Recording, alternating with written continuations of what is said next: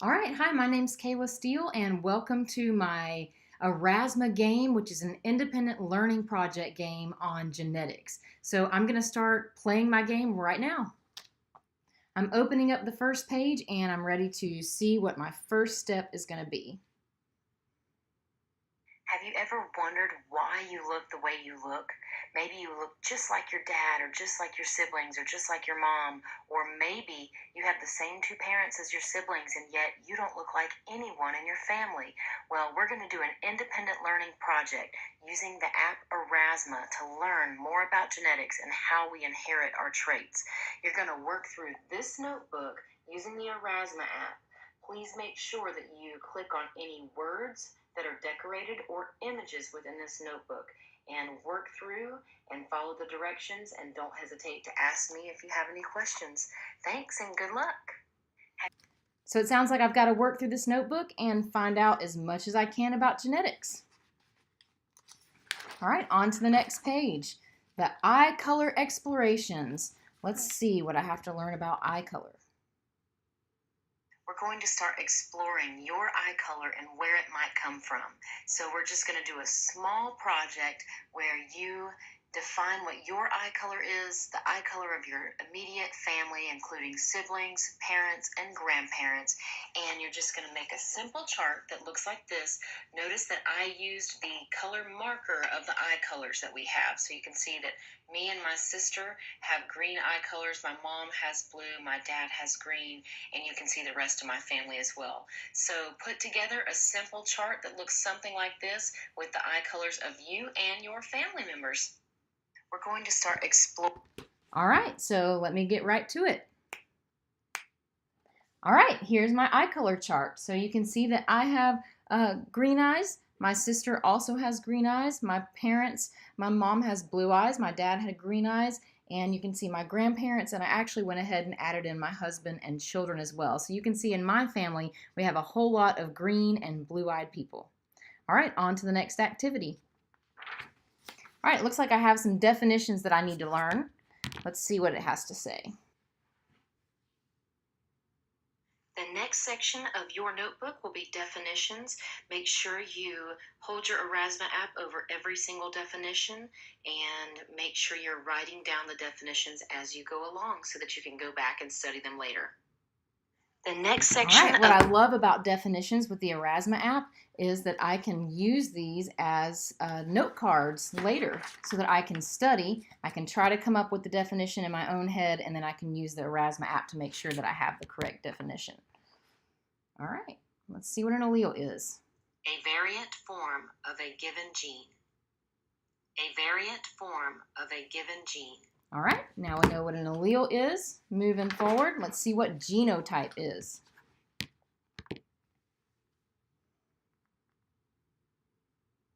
The genetic makeup of an organism. The genetic makeup of an organism. All right, there's genotype. Moving on to phenotype. The result of the genotype and the environment. This is the physical appearance of an organism. All right. Next definition, we've got homozygous and heterozygous. Rather than defining homozygous and heterozygous, I thought it might be beneficial to share this chart with you from www.majordifferences.com, and this chart shows the difference of homozygous and heterozygous. All right, so I can either take my notes directly from the Aurasma app, or I could go to the website and get notes directly from the website that was given to me through the Aurasma app and take my notes there. All right, let's look at dominant and recessive traits. When an allele is dominant, the characteristic it is connected to will be expressed in its offspring. When an allele is recessive, the characteristic it is connected to is less likely to be expressed. Recessive traits only manifest when both parents carry that recessive trait. All right, so now I know the difference between dominant and recessive traits. All right, let's look at the Punnett square. To learn more about Punnett squares and all of the definitions we've covered today, go to your web browser and type in this link.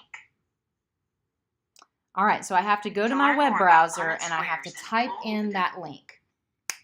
All right, so I went to a web browser, typed in that link. Let's see what the video that I need to watch to learn about Punnett squares is going to be. An Introduction to Mendelian Genetics. Now, before we start, let's review the idea that human cells contain 46 chromosomes, which contain the DNA that makes each cell unique. And 23 of these chromosomes were inherited from a person's father. All right, so I'm going to watch a 5-minute video that's going to teach me all about the vocabulary words that we've just learned, and it's going to introduce me to the Punnett square and how to use the Punnett square to determine what the offspring, what the probabilities that the offspring will have certain genotypes will be. Let's look at a review of the video really quick. What did we learn?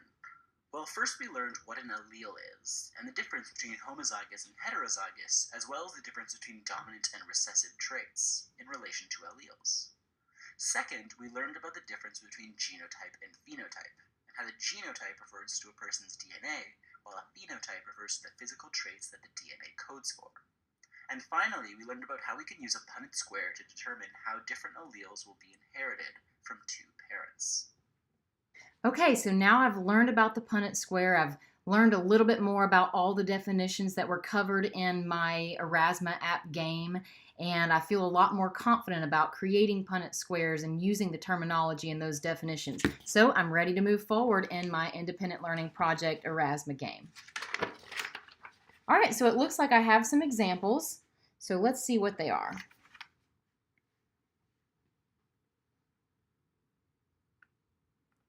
All right, so example 1 is an eye color Punnett square with dominant brown eyes and recessive blue eyes, and the mom and dad are both heterozygous brown-eyed parents. And you can see that the offspring have a 25% chance of being homozygous brown-eyed, 50% chance of being heterozygous brown-eyed, and 25% chance of being homozygous blue-eyed. All right, let's look at the second example. All right, here's a Punnett square hair color example where we have dominant brown hair and recessive blonde hair, and the mom is a homozygous blonde and the dad is a homozygous brown-haired individual. And we cross them and we get a 100% chance that the offspring will have heterozygous brown hair genotypes. All right, let's look at the third example. This is a pea plant seed coat color example, and you can see that dominant is green and recessive is white, and the female is a heterozygous green seed coat color, and the male is a homozygous white seed coat color. And you can see that the offspring have a 50% chance of being heterozygous green and a 50% chance of being homozygous white. All right, so those examples got me ready to apply my knowledge. So let's see what's next. All right, so it looks like I have a chart here, and it tells me to hover over the chart with Aurasma. So let's see what's going to happen.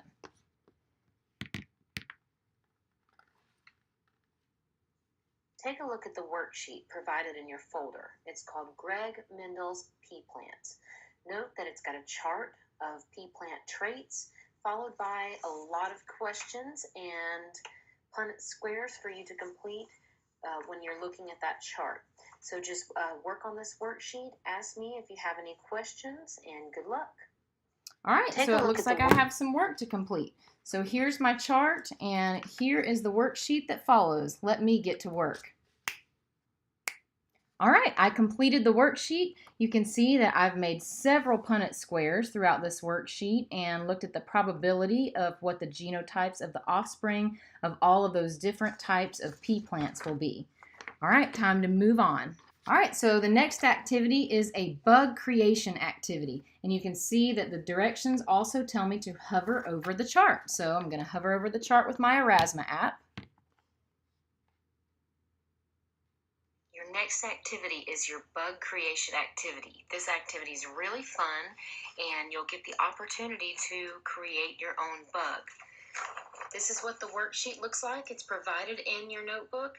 You can see that you will notice what is dominant and what is recessive. And then I give you the traits that the mom has and the dad has.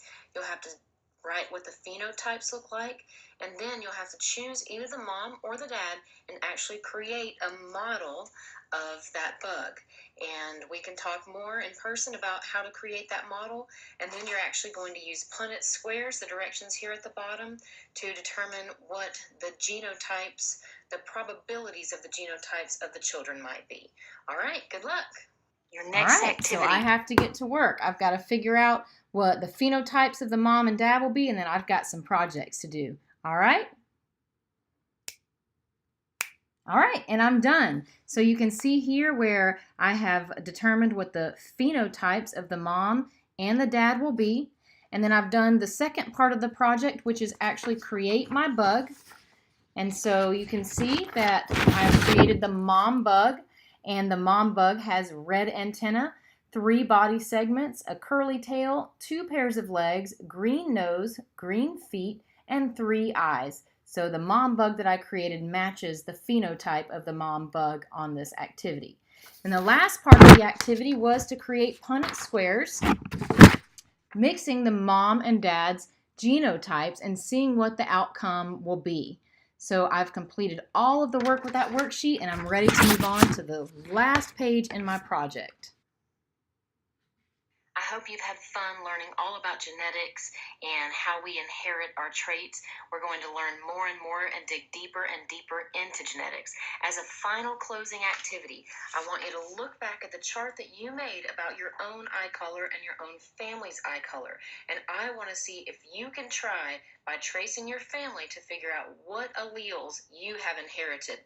For me personally, I think I inherited a blue from my mom and a green from my dad. So I believe I have a green and a blue, and the green is dominant over the blue. See if you can guess your own alleles, and see if you can guess any other family members that you may have as well. Good luck. I hope you've had fun. So now I've got to figure out where my eye color came from. I'm going to get the chart that I completed earlier. Okay, so looking here, I know my mom has 2 recessive blues because she has blue eyes and blue is a recessive trait. My dad has green eyes, but he has a blue-eyed father. He could be heterozygous and have a green and a blue.